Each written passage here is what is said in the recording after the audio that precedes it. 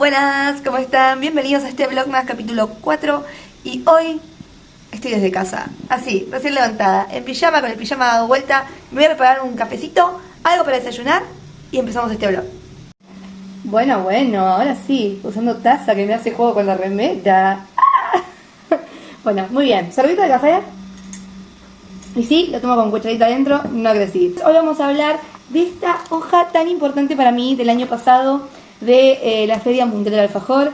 Y este video particularmente se va a tratar un poco de contarles el story time de cómo me metí a esto, por qué me embarqué en esto, lo solita que me sentí en todo el proceso, más allá de que estuve acompañada con la familia y amigos, pero... Así que bueno, comencemos con este video, obviamente. ¿Dónde están? Comencemos.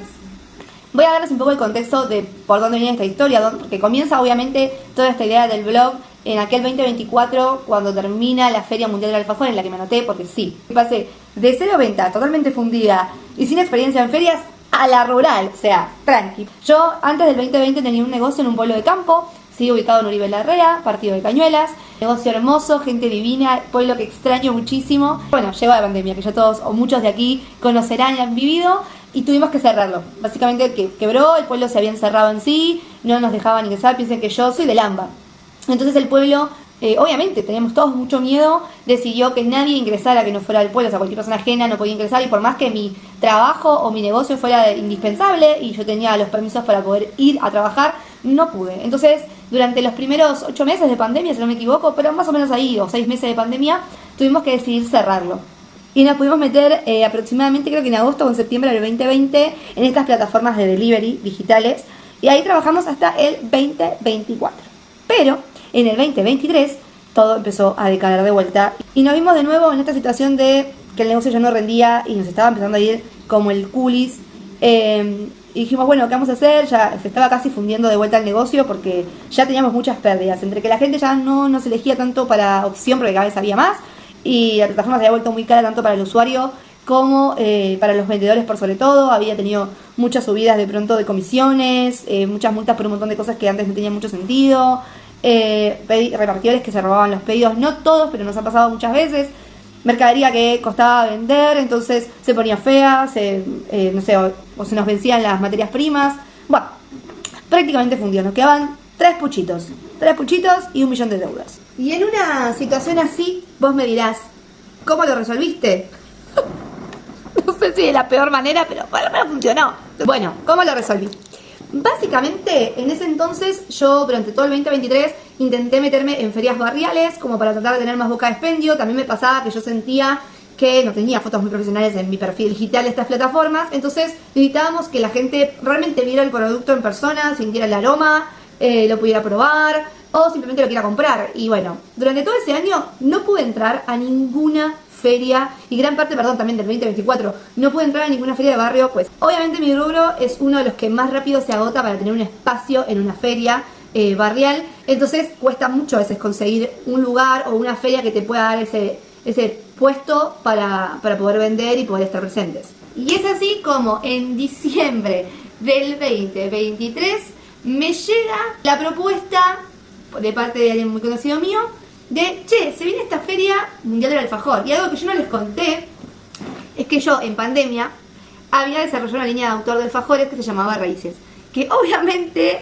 no llegó a ningún puerto en ese entonces porque me quedé sin presupuesto, sin lugar donde venderlo, y con las plataformas digitales no eran muy rentables los precios. Entonces, nada, tenía eso ahí en la nubelosa. Y me dicen, che, ¿por qué no te sumás a esto? Averiguá, no debe ser caro.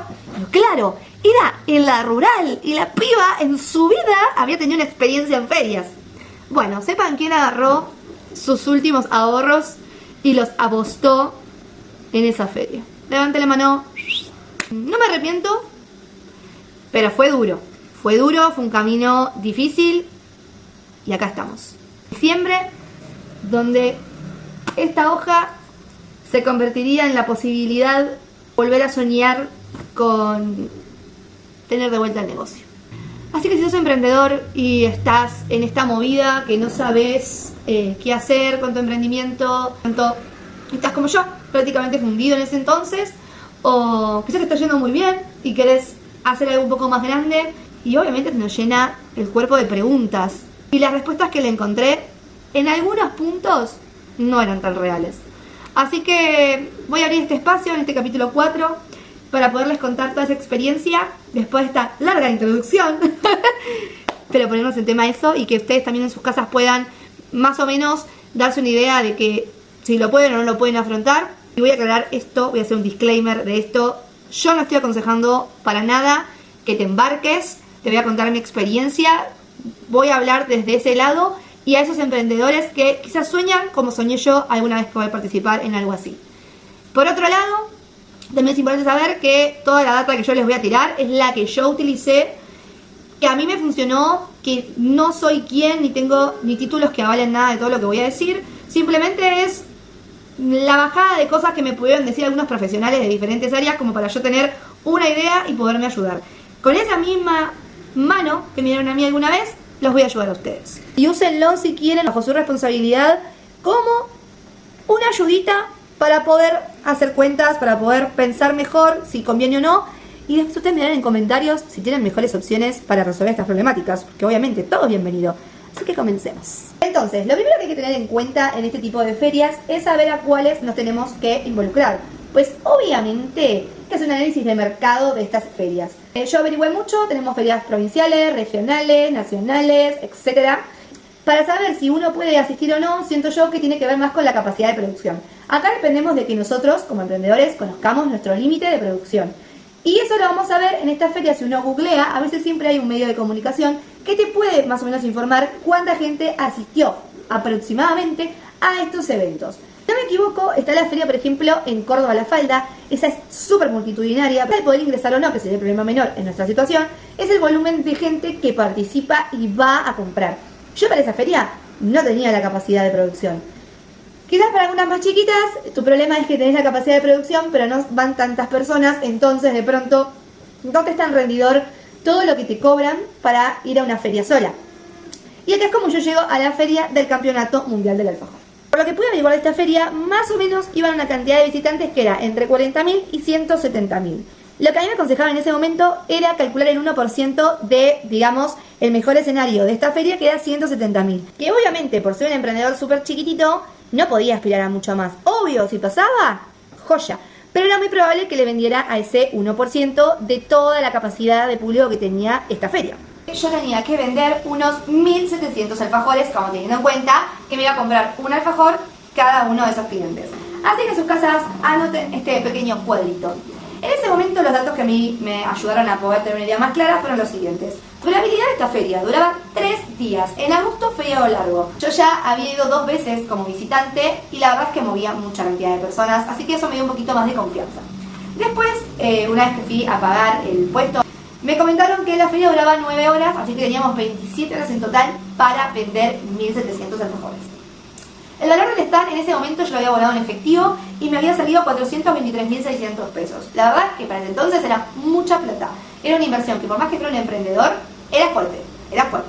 Tipo, piensen que ahora yo me volví a anotar y el stand pagándolo en efectivo salía 1.000.000. El stand más económico, más IVA, entonces es como un valorcito, ¿sí? Igualmente también tienen que pensar y fijarse si estas ferias dan posibilidades de pago. Por ejemplo, esta feria sí daba posibilidad de pago. En el 2023 sí tenías 3 cuotas sin interés con algunos bancos, podías transferir o podías ir con el efectivo. Yo ya vendía alfajores, yo ya me dedicaba, quizás como muchos de ustedes, a vender. Entonces yo ya sabía que mi alfajor más económico de los 6 gustos que había elegido en ese momento, de los que yo ya tenía en desarrollo de mi línea de autor, que claramente como me quedé sin presupuesto, pues murió ahí, era el que salía 1.300 aproximadamente de valor, creo que 1.296 andaba por ahí, pero bueno, redondeamos a 1.300. Que es más fácil vender muchos alfajores económicos que el más caro.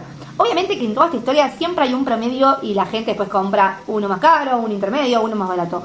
Pero siento yo que para tener una idea más clara de nuestro peor programa es solo haber vendido el más económico. Y sobre ese valor es que vamos a trabajar todas estas cuentas. Cuando yo me anoté, sucedió que puse todas mis esperanzas, mis ilusiones, todo mi poco capital que me quedaba porque estaba realmente fundida nuevamente y esta vez ya no vamos a echar la culpa a la pandemia, era mi culpa. No nos supimos dar cuenta cuando salir antes de una movida que se estaba cayendo. Me embarqué. 3 días después más o menos de haber pagado dije en qué carajos me metí, porque ahí me di cuenta la millonada que había que juntar de ahí a agosto para poder pagar y poder ir, porque está bien, yo le pagué el stand, todo perfecto, pero había que comprar mercadería, había que comprar papelera, había que ganar plata por sobre eso, había que comprar mobiliario, cosas. No. Ahí es cuando vos caes en la realidad. Porque yo, cuando fui a la reunión para pagar el stand, te cuentan un montón de cosas, porque hay un montón de data que después cuando vos terminás, y termina la feria, mejor dicho, ellos te piden como para cuando haya nuevos emprendedores o nuevos puestos de empresas y demás, ellos puedan darle una idea clara de cuáles son las posibilidades de venta, el valor promedio de los alfajores, el peso promedio de los alfajores. Entonces es como, ellos me dieron toda esa data, y yo me fui como, ¡pam! Me lleno de guita. Y también me pasó que hablé con otras personas que ya habían asistido a esta feria y a otras ferias, y esto es lo que me da mucha bronca a esa gente, que no voy a mencionar, pero la verdad que si lo estás viendo este video, alto y alta conchus. ¿Por qué? Porque a vos te venden una idea de algo que no sucede, y es que vos en una feria te vas a salvar el laburo de un año, y no es así. Y cuando vos sos un emprendedor chiquito que te estás fundiendo, que te estás remando, que estás intentando salir adelante y te venden ese cuento de hadas, vos decís, ok, listo, es este el camino. Voy a apostar todo lo que tengo, hasta mis ilusiones, en que me vaya bien. Bueno, yo te voy a ser sincera. La verdad, ¿se gana mucha plata? Sí, se gana mucha plata.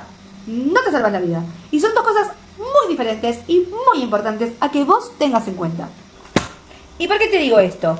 Porque cuando empezás a hacer los números, te vas dando cuenta que sí, ojalá me salvara la vida en una feria. Pero no, podés ganar más que en un negocio. Quizás, no lo sé, solamente funciona si vos sos el nómade de las ferias y vas de una feria a la otra y vendes el remanente del remanente del remanente. Porque hola, soy emprendedor y yo fabrico toda esta producción de alfajores y no las vendo. ¿Qué hago?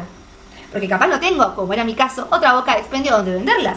Entonces digo, me voy a meter alfajor por alfajor en el Upite. Y dije, hey, ¿qué voy a hacer con esto si sale mal? ¿Qué voy a hacer? Y ahí empiezan las primeras microcrisis cuando vos haces una compra compulsiva y no la había analizado mucho, y ahí necesité de mucha gente que me dé una mano, y esa gente hoy voy a ser yo. Entonces, ¿qué tenés que tener en cuenta vos como emprendedor? Primero, cuando te vas a anotar y digas, ok, puedo pagar el stand, puedo fabricar en esta feria a esta cantidad de gente que tendría que vender, mi capacidad de producción me da, es ver si vos tenés un lugar donde vender ese producto si no te fue tan bien. ¿Qué hago? Bueno, primero es que vos tengas donde deshacerte de estas situaciones.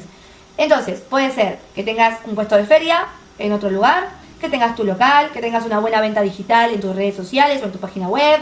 También puede ser que de pronto vos seas como un proveedor, entonces puedas venderle a otras personas tus productos para que los revendan. Hay 1000 escenarios posibles. En ese momento para mí era todo oscuridad, porque me ganó la ansiedad y me ganó la preocupación y yo no pude como plantearme estos escenarios como con 10 meses de anticipación. O sea, no pude pensarlo. ¿Había que verlo como un evento publicitario más que un gasto? Bueno, es porque obviamente a estas ferias van medios de comunicación, proveedores para nosotros de materias primas, van también clientes para nosotros, que pueden ser personas que quieren revender tus productos o les interese, pueden llamar para una nota para la radio, para un programa de tele, pueden pasar tantas cosas. Yo de ahí saqué para dar clases, saqué también notas, hubo gente que me consultó para reventa, o sea, no lo veamos el stand o esta posibilidad de ferias como un gasto, sino como un hecho publicitario, que si bien es un gasto, también es una inversión. Hay 3 escenarios muy importantes en este tipo de situaciones. Por ejemplo, nuestro primer escenario es poder recuperar, aunque sea la inversión del stand, la nafta, el mobiliario en mi caso, que fue la puesta en escena. Entonces vamos a dividir los 423.600 dividido el valor de nuestro alfajor más barato, que era 1.300. Aproximadamente nos dio 327 alfajores. Esos son los alfajores que yo tenía que vender para decir, ok, si vendo los más económicos, cubro este gasto. Y ahí dije, bueno, son unos cuantos alfajorcitos, pero para poder bajar un poco más esa información a tierra y no sentirme como que eran una banda de alfajores y que no los iba a poder vender, empecé como a subdividirlo por día y por hora. Entonces por día me daba que eran 109, 110. No está tan mal, no está tan mal. Porque bueno, son 109, igualmente son una banda de alfajores, tipo, voy a vender estos alfajores yo. Pues dije, ok, tengo 9 horas para vender de esta feria. Si yo lo dividía en estas 9 horas, me daba que eran 12 alfajores por hora.